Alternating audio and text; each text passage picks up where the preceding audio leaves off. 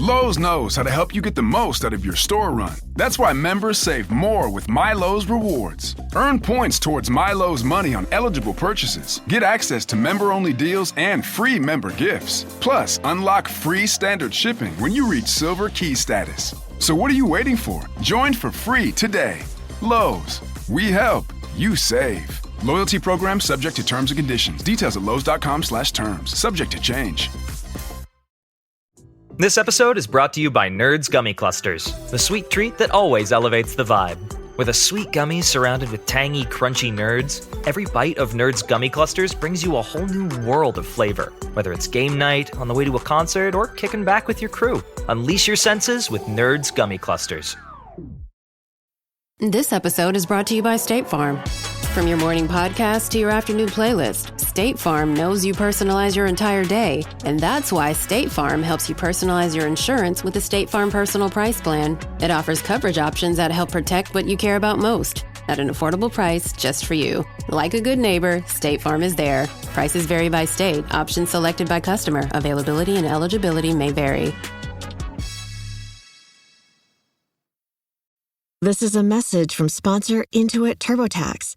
Taxes was getting frustrated by your forms. Now, Taxes is uploading your forms with a snap, and a TurboTax expert will do your taxes for you. One who's backed by the latest tech, which cross-checks millions of data points for absolute accuracy, all of which makes it easy for you to get the most money back, guaranteed.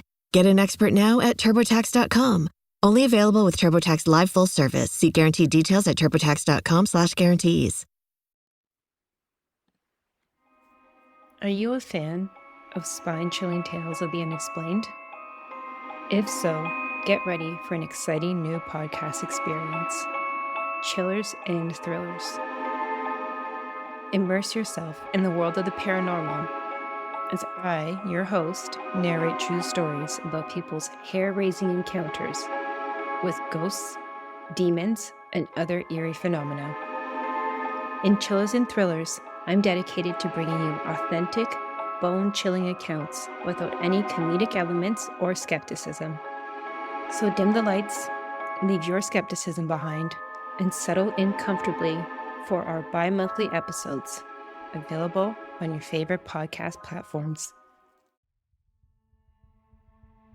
Thanks for listening to the Red Treehouse, where I tell scary stories to keep you up at night. You can listen to the Red Treehouse on your favorite streaming platforms, including Spotify and Apple Podcasts. Be sure to follow, like, and subscribe. Oh, and leave a 5-star review. You can follow the Red Treehouse on social media, on TikTok, Instagram, YouTube, X, Threads, and Facebook at Red Treehouse Pod. And now, you can find the Red Treehouse on Patreon. Join the Red Treehouse community for as little as $3 per month and receive exclusive member benefits. Simply go to patreon.com/Red Treehouse. As always, if you have a scary story or topic you'd like me to feature on an upcoming episode, email redtreehousepod@gmail.com. Important note: sources for this episode can be found in the show notes. The Red Treehouse is dedicated to my dad. I love you, Pop.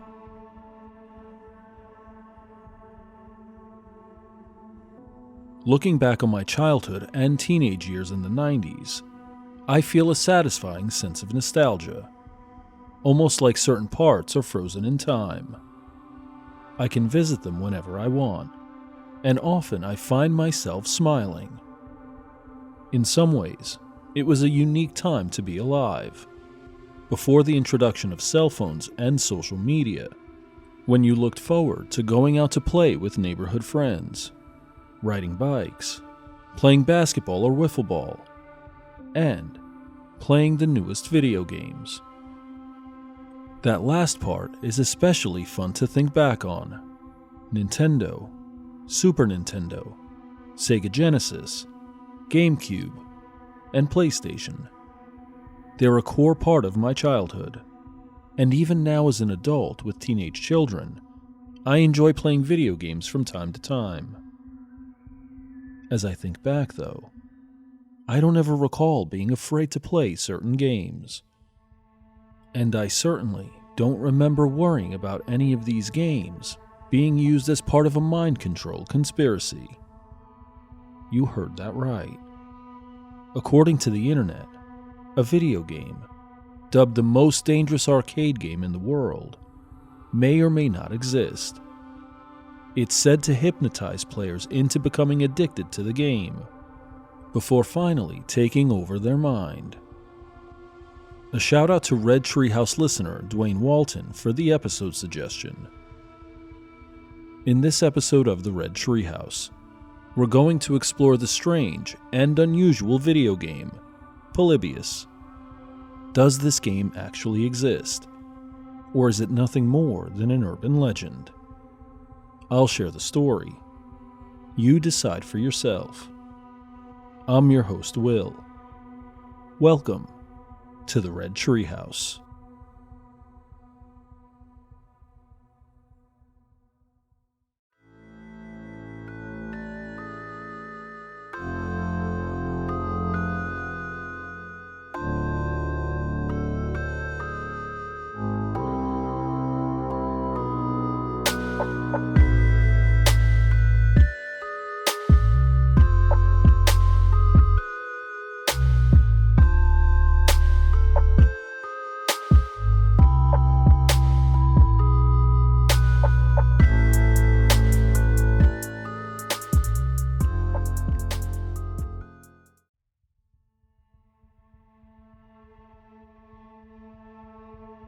If you haven't heard of Polybius, don't worry, you're not the only one. The more I researched and read, the deeper the rabbit hole seemed to go. In 1981, a new arcade game debuted in and around Portland, Oregon. At the time, only a handful of video games existed, and most were arcade style. The list of games reads like a who's who: Donkey Kong, Pong, Galaga, Pac-Man, Centipede, Asteroids, and more. New games did not release all that often, so when Polybius debuted, the story goes that it was all the rage. According to one article, quote, "The game was popular to the point of addiction, with lines forming around the machines and often resulting in fights over who would play next." End quote. The gameplay, like many arcade games of the time, was surprisingly simple, and consisted of geometric patterns and strange shapes. Nothing too unusual. Except as players stared at the flashing lights and shapes on the screen, they'd begin to fall into a hypnotic state. Some players spent hours standing at the machine, and many would walk away complaining about headaches, and in some cases, hallucinations. Something interesting.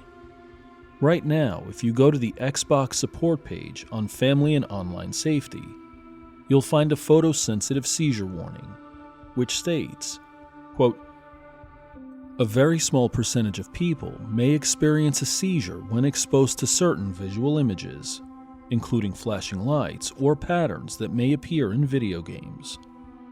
Even people who have no history of seizures or epilepsy may have an undiagnosed condition that can cause these photosensitive epileptic seizures while playing video games." End quote.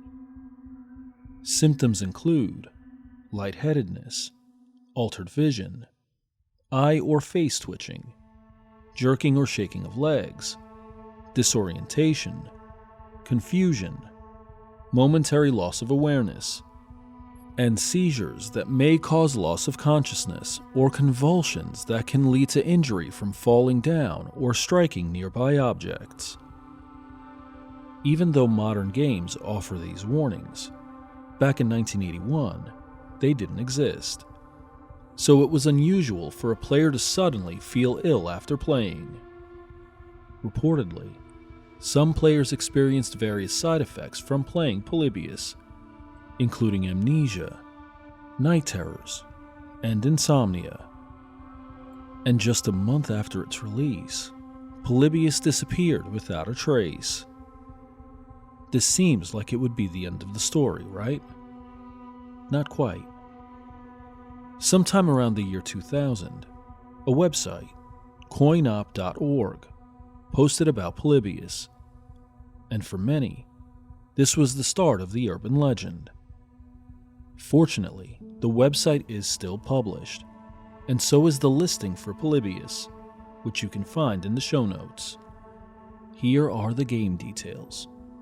Quote, "This game had a very limited release, 1 or 2 backwater arcades in a suburb of Portland. The history of this game is cloudy.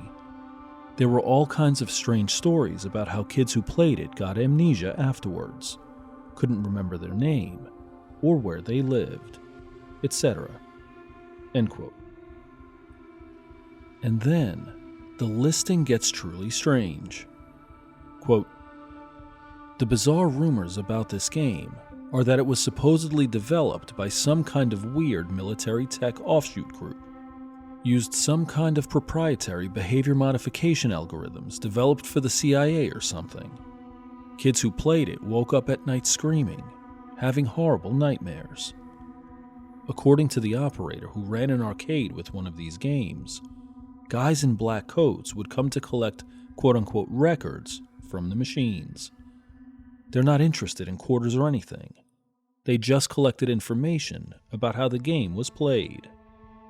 The game was weird looking, kind of abstract, fast action with some puzzle elements.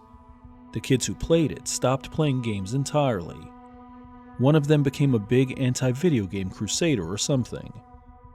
We've contacted one person who met him, and he claims the machines disappeared after a month or so, and no one ever heard about them again." End quote.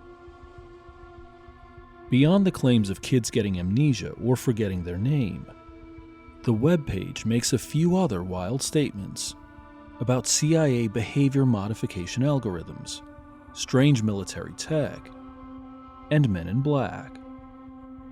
According to one article, quote, "2 teenagers supposedly disappeared after playing it.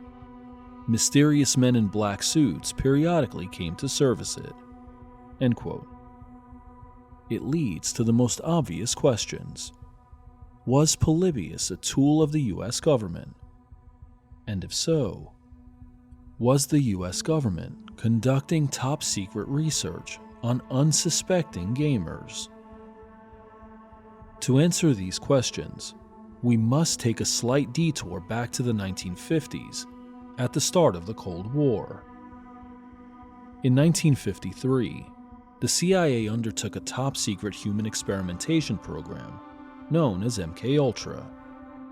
We will cover MKUltra in detail in an upcoming episode of the Red Treehouse. But for now, it's helpful to understand the basics. MKUltra lasted for 20 years, during which the government, quote, "used numerous methods to manipulate its subjects' mental states and brain functions, such as covert administration of high doses of psychoactive drugs and other chemicals, without the subject's consent. Additionally, other methods beyond chemical compounds were used, including electroshocks, hypnosis, sensory deprivation, isolation, verbal and sexual abuse, and other forms of torture." End quote. At the start of the program, concern was growing around the country about, quote, "communist brainwashers," end quote, largely because GIs returning from the Korean War were confessing to war crimes they supposedly didn't commit. Government officials believe they may have been brainwashed. Newly appointed director of the CIA, Alan Dulles, stated, quote, "In the past few years, we have become accustomed to hearing much about the battle for men's minds, the war of ideologies. I wonder, however, whether we can clearly perceive the magnitude of the problem, whether we realize how sinister the battle for men's minds has become in Soviet hands. We might call it in its new form, brain warfare." End quote. His statement was stunning, as it alleged the Soviet Union was resorting to awful, even inhumane tactics to control the minds of American soldiers. Naturally, the US couldn't sit by and watch that happen. Within a short time, MKUltra became a new reality. Test subjects included individuals from all walks of life. Quote, some who freely volunteered, some who volunteered under coercion, and some who had absolutely no idea they were involved in a sweeping defense research program. End quote.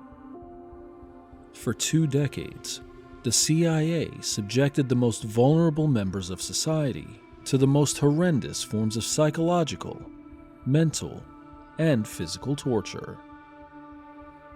This context is critical to understanding the hysteria surrounding Polybius, which allegedly debuted less than a decade after MKUltra ended.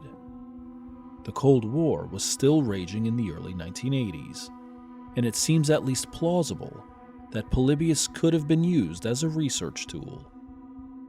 It's one thing to understand how the story could have taken root, but proving its veracity is another thing entirely. Perhaps coincidentally, 4 separate incidents, with 2 occurring on November 27, 1981, contributed to the Polybius conspiracy. On that morning, 12-year-old Brian Morrow set out to break a seemingly unbeatable record, a score of at least 30.1 million in asteroids, previously set by 16-year-old Daniel Hernandez just a few weeks before. It was a record which took 52 hours and 11 minutes of playing time to set. Morrow's marathon gaming session lasted approximately 28 hours before he began feeling stomach discomfort. At the time he stopped playing, he'd amassed over 14 million points, and he attributed his stoppage to, quote, anxiety and all the coke he drank, end quote. One article added that Brian Morrow also had several glasses of orange juice during his gameplay. On that same day, and at the same arcade, 14-year-old Michael Lopez was playing a different game, Tempest, when he began feeling ill. He, quote, began suffering a sensation in the back of his head, end quote. It started out with a dull ache, but before long his vision became blurry, and he started to see flashing lights and spots behind his eyes. Hoping fresh air would help snap him out of it, he stepped outside and promptly vomited all over the parking lot. His friends helped him walk back to his house, but after a few blocks, he collapsed and began screaming about the pain in his head. Michael Lopez had what was likely the first migraine in his life, but that didn't matter. For many, the video game Tempest was to blame. The 2 other incidents were significantly more serious, as they involved the deaths of 2 young gamers, Jeff Daly and Peter Bukowski. Both died after playing the game Berserk. According to one article, quote, after entering his name onto the high score list, the boy suddenly collapsed, dying of a heart attack caused by the stress of playing the game at such a high level, end quote. In the case of Peter Bukowski, he suffered from, quote, a myocardial inflammation, which caused the gradual degeneration of Peter's heart muscles and the killing of his heart muscle cells. The stress of the game was too much for his damaged heart, and he too collapsed and died, end quote. Something interesting. All 4 cases share a commonality. None of the boys was playing Polybius. But it is likely the legend of Polybius was inspired by all 4 stories. After all, if Berserk caused the deaths of 2 boys, and tempest caused a debilitating migraine, and asteroids caused a teenager to fall ill, then it's not so hard to believe that Polybius could do all of these. Adding to the mystique surrounding the game was the alleged involvement of the Men in Black, who, quote, are seen as nothing more than straight-laced, sometimes menacing government officials, or creepy humanoids, rough simulacrums of human men, sometimes tall with gaunt faces, with inhumanly long limbs, strangely red lips, bald heads, waxy pale skin, broken speech patterns, and awkward, unnatural movement. End quote. Some believe the Men in Black are aliens disguised as human men and women, whose sole purpose is to infiltrate our world. For these strange individuals to show up at an arcade only makes the aura surrounding Polybius that much more menacing. Except here's the thing. Despite the numerous claims of Polybius' existence, the horrific effect of the game on its players, and the menacing presence of the Men in Black, there is no evidence that any of it is true. There are no records or testimonies of anyone having played Polybius, let alone having gotten sick or dying from playing the game. In the end, it just seems like another urban legend and pseudo-conspiracy theory. That doesn't mean it isn't a creepy story, though, or a creepypasta, which I found while researching. It's entitled Polybius Reloaded, and was written by Tridecalogism.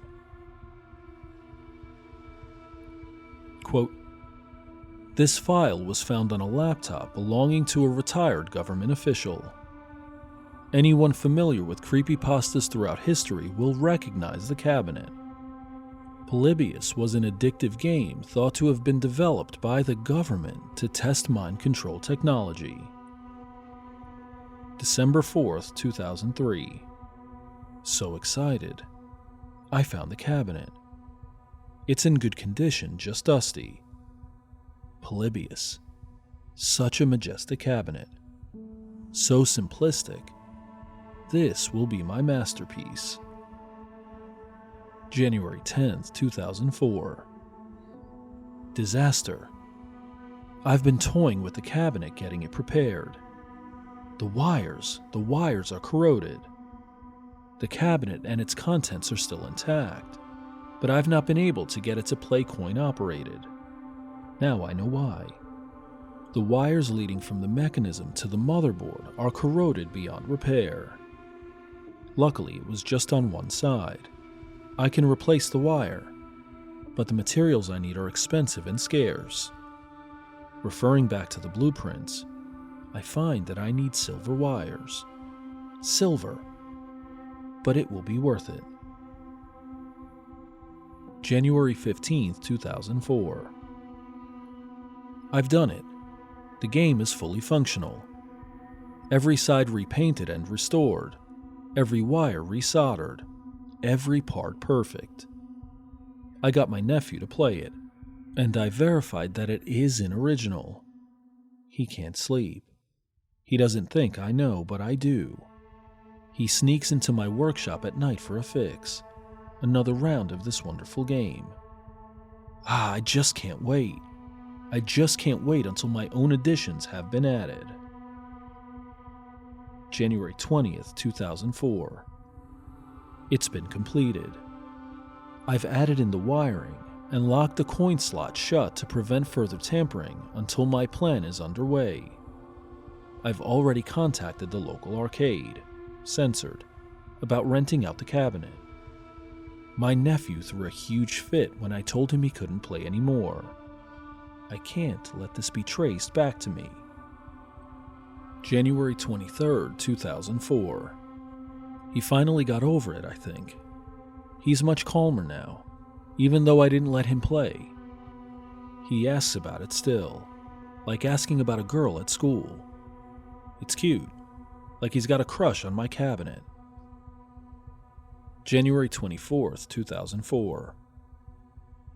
The little bastard, he played it. He broke into my workshop and cut the lock with bolt cutters to get into the game itself. He must have been watching me install my hardware. He played it, and when I walked in on him, he ran. I removed the power supply, and it's currently in a box under my bed. I just hope it doesn't affect him. January 26, 2004. He killed himself. Didn't leave a note, just offed himself with his shoelaces in the closet. I don't think they suspect a thing. He was a troubled kid. Didn't really have any friends. I feel horrible. The funeral is next week. Was it because of the game? Dear God, I hope it isn't that strong. I hope this was just the final straw for him. February 12th, 2004. I never should have played it myself. I was so curious as to what could have caused him to kill himself. Was it that fantastic? Was it such an ecstatic feeling that one would kill themselves rather than do without? I found out. I played it. The game itself wasn't too interesting, but I lost myself in the colors, the spinning shapes, the beauty. I came away from the 5-minute session with a buzz not unlike that of sex, but so much stronger. So much stronger that even now I'm itching to play again. I must. I don't want to, but I must. Is this how addicts feel? February 15th, 2004. I'm so near to my goal, but I don't want to give it up. It's mine. I don't care if my wife feels I'm spending too much time in my workshop. I didn't even come to bed last night. I haven't actually slept in days. I can feel my mind fraying at the edges. I never should have played it. It's mine. February 21st, 2004. My wife sold the game. She sold it to the arcade that I was going to sell it to. I got so angry, I hit her with a wrench. She's bleeding and she's on the ground and she won't wake up. I'm so scared. Why did I do that? Why did she have to sell it? Why? I wish I hadn't played it. I can feel the want, the need filling me like ants crawling into my skin. It's starting to hurt, physically hurt. I can't even go outside in the day. It's too bright. The stars are bright through my sunglasses. I have to go bury my wife now. I'll go to the arcade and post more soon. March 2nd, 2004. It hurts, but I can handle it. I have an old friend who sold me 2 bags of an amazing drug called OxyContin. The pain is less, but I can't make it stop unless I stop at the arcade. I noticed there was a long line at the arcade. 6 or 7 people waiting in front of me to play. At least I know I'm not suffering alone. March 5th, 2004. Mother-in-law showed up today. She hasn't heard from Molly in a few days. I told her we had a fight and she left. Not exactly a lie, but she bought it. She never much liked me, my Molly. She assumed she'd be back in a few months. She's done it before, and it gives me time to decide what my plan is. I just realized that the cut I'm getting from the arcade owner for the cabinet is just going right back into the cabinet. He says I should get a cut because I brought him his most popular game. The crowd around the machine is like a crowd of addicts. Tired, haggard, all with the same knowing expression and greedy hands when I bring them a bag of quarters. I wish I had destroyed the damn thing when my nephew died. March 8th, 2004.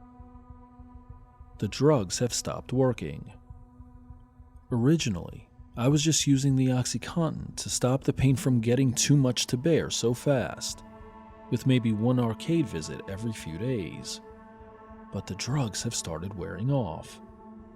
I can't help but go almost every day now, and I can't take any more of these pills without hurting myself. I'm going to try buying back the cabinet tomorrow. March 10th, 2004.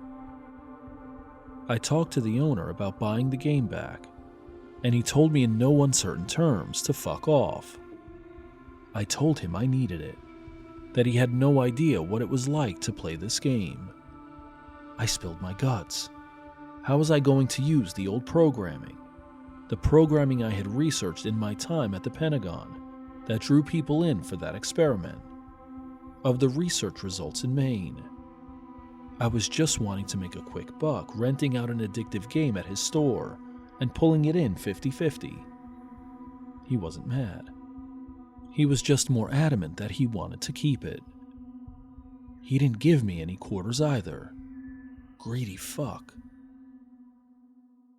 March 20th, 2004. I've done it again. I was at the machine, playing it when he tapped me on the shoulder and told me he was closing for the night. I wasn't finished. He tapped me harder, then pushed me when I ignored him. And I don't know what came over me. 1 second I was looking at this fat Italian, and the next I was sitting on top of him with my hands around his throat, and he wasn't moving. I killed him. I turned around and smashed the screen of the machine in with my fist, and ripped the motherboard out and snapped it in half. I'm at the end of my rope. The pain is returning, and I can't bear it for much longer. If anyone finds this diary, make sure it goes public. I'm leaving this text file open on my computer while I play a few rounds of roulette with my revolver. I'm sorry. I never should have done it. I'm coming, Molly. I hope you'll forgive me. End quote.